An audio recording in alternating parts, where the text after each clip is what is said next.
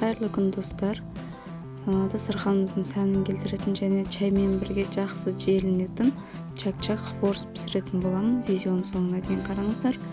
Ең алдымен жұмыртқамызды алып, жұмыртқамыз жылы комнатный температурада болу керек. Жұмыртқамызға шым-шым тұзымызды және содамызды салатын боламыз. Соданы уксуста өлтіріп алатын боламыз. Одан кейін барып ұнымызды салып, жақсылап қамыр елейміз.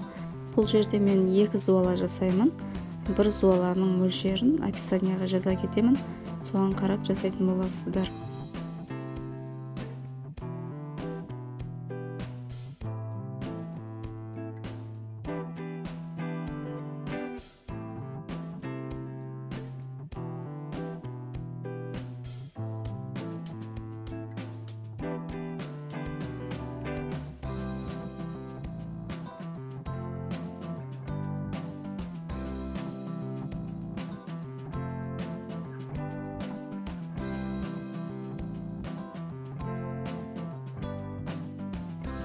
Мінекей қамырымызды илеп болдық.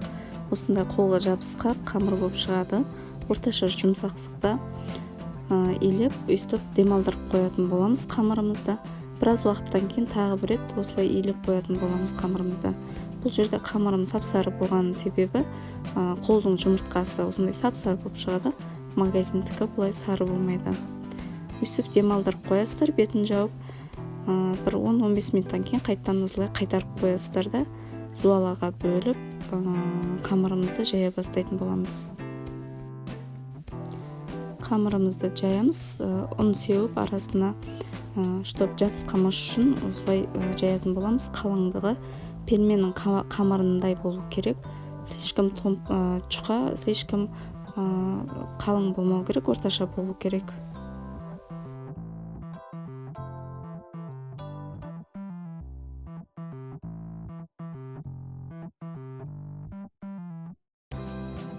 Мінекей қамырымды жайып алдым. Мен бұл жерде хворстың түрін көрсетемін. Осы қамыр арқылы үлкен хворста пісірсеңіздер болады, немесе әртүрлі қылып пісірсеңіздер де болады. Бұл жерде чак-чак та пісірсеңіздер болады. Қамырымызды осылай квадратный қылып кесіп аламыз да, домалақ пышақтың көмегімен араларын осылай кесіп шығатын боламыз. Одан кейін араларын ашып, бір-біріне беттестіріп жабыстырамыз қамырды. Одан кейін барып араларын ашып, сол арасы арқылы бір-біріне айқастырамыз.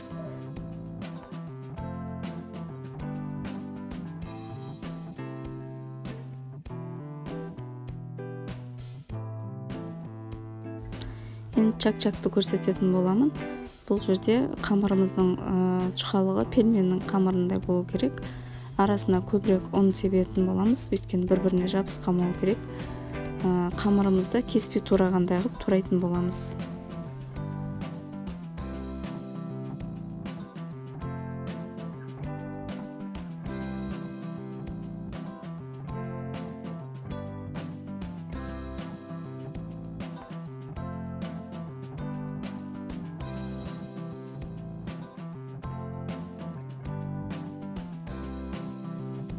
Енді хворсымызды пісіретін боламыз. Қызып тұрған табамыздағы майымызға хворсымызды салып, екі шетін сарғайғанша пісіріп алатын боламыз. Қатты күйдіріп жіберуге болмайды. Сарғайған кезде ауыстырып пісіріп аласыздар. Көлемінде үлкейетін болады.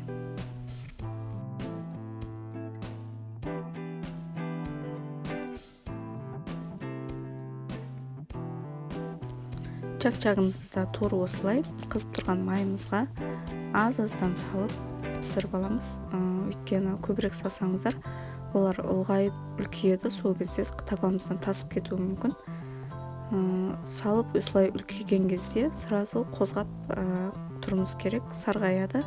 Қатты қызарып кетпеу керек, сарғайған кезде сүзгішіміз арқылы сүзіп алатын боламыз. Барлық чак-чагымызды осылай пісіріп алатын боламыз.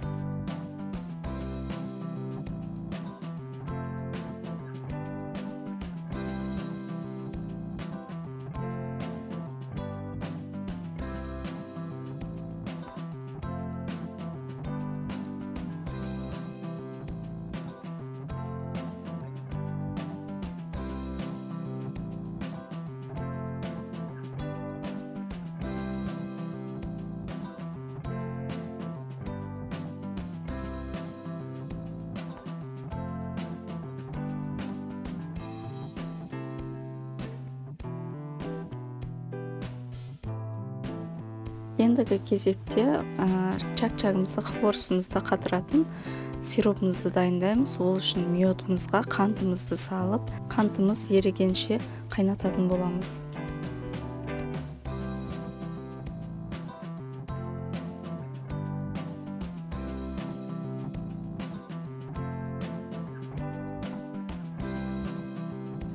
Мінекей сиропымыз да дайын болды. Енді хворостымызды осы сиропқа батырып аламыз да бетіне әсемдік ретінде күнжутты сеуіп қоятын боламыз.